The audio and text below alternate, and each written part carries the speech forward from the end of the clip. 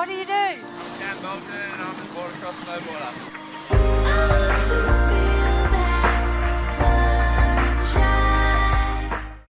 Here we have also side information about the style, because on menstylepassion.com we have some interviews also of some riders here on the motocross, like Sean Palmer and others. They will be on the red carpet also, just doing the defilé with dressed in suit. Pretty amazing when the fashion is just mixing together with the sport. This is bordercross, this is snowboard cross, this is light motocross. 6 riders all together racing. The top 3, the first 3 to cross the finish line will move into the next. You know, the race is getting closer and closer. You're getting nervous. How are you feeling? Talk us through it all. I'm feeling a little bit nervous, but I think that's healthy. I think if you're not feeling nervous, you're not going to do that well. I think if you're feeling nervous, you can try and do that like 15% better or 15% worse. So to really race your full potential, I think you need to be a little bit nervous and a little bit on edge, and you don't know what to expect, and you kind of got to be excited about it and take it all positively and go from there. I mean, this is what you do it for, isn't it? Yeah. For these moments. And for the adrenaline, for the rush, and for perfect days with perfect weather, perfect course, and riding with friends and trying to beat them all. I mean, I've been up there for an hour just on takeoff. You know, what do you do? Do you blank everything out? What's at that moment? We spend like the first few days kind of riding the course and getting to know it really well and visualising and whatnot. So when I'm in the gate, I kind of just try and not really think about it, clear my mind, and your body already knows kind of what to do and how to move through the course. And there'll be 1 or 2 things you focus on each run, but you sure already know what you're doing pretty much. And you just automatically, naturally, you know the feel, you know how it's going to run, and yeah. When you sort of, you know, because you're kind of banging into people and stuff like that, how does it, you know, in Formula 1 that's game over, but is it a respect, like it doesn't matter, I'm trying to just there's a little bit of push and shove. There's not too much, you can't push anyone straight on, but you can definitely hold your line and you can move people out towards the fence or protect your space. That's perfectly fine. And people do go down, there are big crashes and people get injured, but if it was a really safe sport, then it wouldn't be as exciting, wouldn't be as fun, so it's okay. As extreme as you are. And at the end, when it's all over and you've knocked someone over, like, are there sort of headlocking moments? There are sometimes in the finish corral. There'll be a few people who are a little bit tense and like, why'd you do that for? But it's okay, at the end of the day, everyone's friends and knows it's racing, and you see it the next day and everyone's best friends, so it's okay. Cam, I've put Top Man on you today. Could it kind of work, this kind of wear in what you do? I wouldn't have expected it to, but it's actually pretty comfy, keeps you warm, and it's the kind of thing I actually see myself snowboarding around in all day, and it's not something that you'd be uncomfortable in or get sick of. It's warm, it's comfortable, and it looks good. Yeah, because it's stretchy, it's wool, it's a limited edition, yeah? Yeah, it looks good, feels good, and yeah, I'm liking wearing it. Brilliant. Cool. How fast are you? I'm trying to catch up to you, and how fast are you going? Down a run, not necessarily that quick, but in a course to get up to between 80 and 100 k's an hour. That'll be kind of top speed.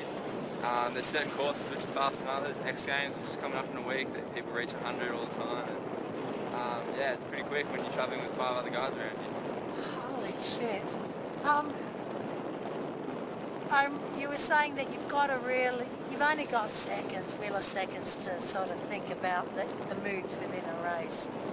Yeah, it's split-second decisions. It's not really something you can think about and then react to. It's kind of you see something happening and you instantly react to it. All the training and all the stuff, all the training camps you do, all the practice that you do outside of races, that's what gives you a split-second decision making and is going to make you or give you the right decision. So yeah, you don't really have long enough to think about it, but you can certainly train to help those decisions. How dangerous is it up there for you guys? Quite dangerous. I mean, from a spectator's point of view, it's, I reckon, a lot more dangerous than we kind of see it. We kind of think, we kind of know the risks, but you kind of got to be confident and back yourself to get out of those situations, and when you are in danger, to get out of it, to pass someone and get through the heat rather than hitting them and crashing and possibly getting hit by everyone else around you. So it's dangerous, but every time you race, it's all calculated risks, and there are mistakes and things do go wrong, but everyone knows that, and you prepare for it, and you do everything you can to avoid it.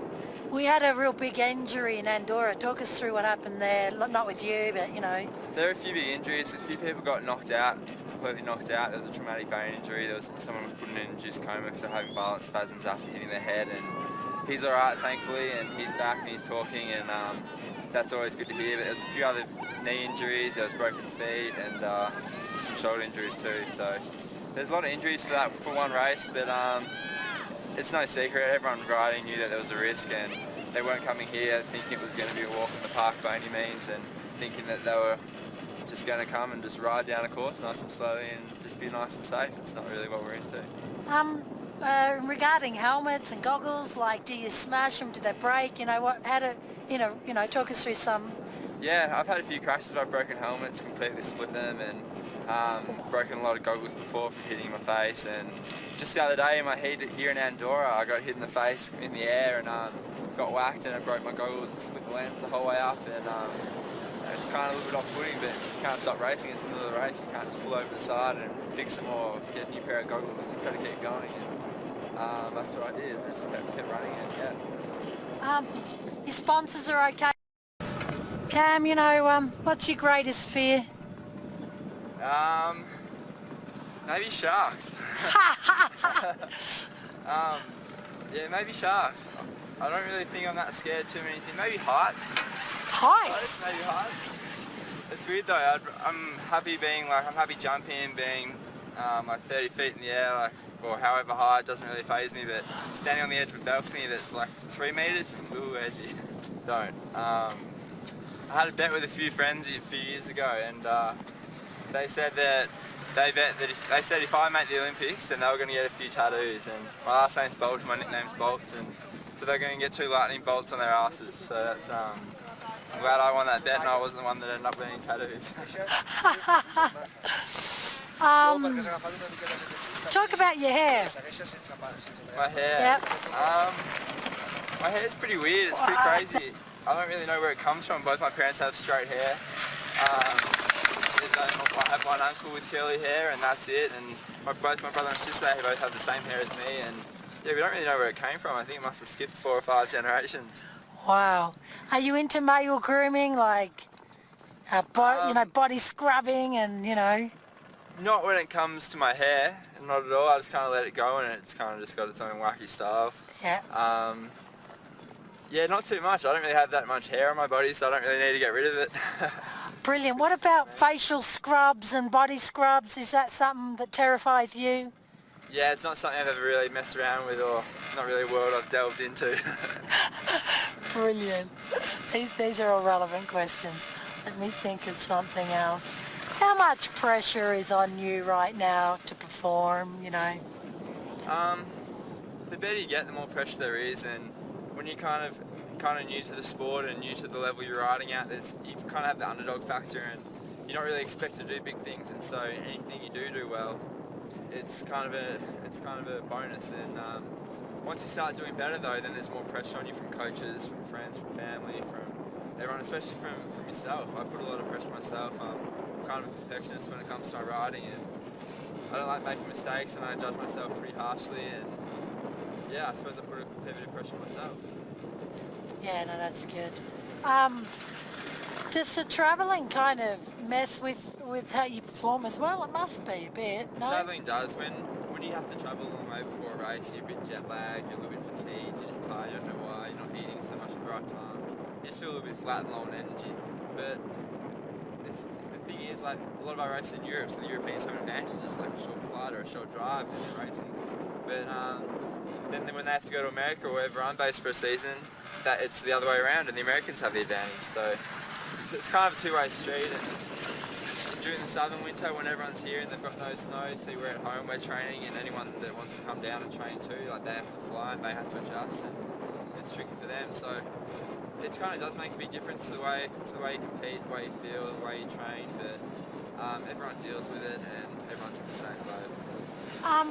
As a whole group, there's a lot of pressure I'm sensing with this sport in particular. Yeah, there's a lot of pressure in this sport, especially this year. This year probably more so than any, because it's Olympic year, and people are stressing about getting results and coming to the Olympics with confidence, or people are battling just to get a spot in the Olympics. So there's a lot of pressure, and often the results in the Olympic year are different, and you can't really tell who's going to be fast and who's not, who's going to have confidence and who's going to be riding well. Or It's kind of a different year, and it's got a different feel about it, and it's cool. It's exciting. It's different. Yeah, no, talk us through how much pressure is it to get into the Olympics, you know? There's a lot of pressure getting into Olympics. It varies from team to team, because some teams like the US or the Italians that have 8 guys that are in contention, 12 guys that are in contention for 4 spots, and we're coming from Australia, we're a bit luckier. There's not as much pressure for spots per se between people, but you still have to perform to get the results that you need just to be there. Yeah. Any regrets? No regrets.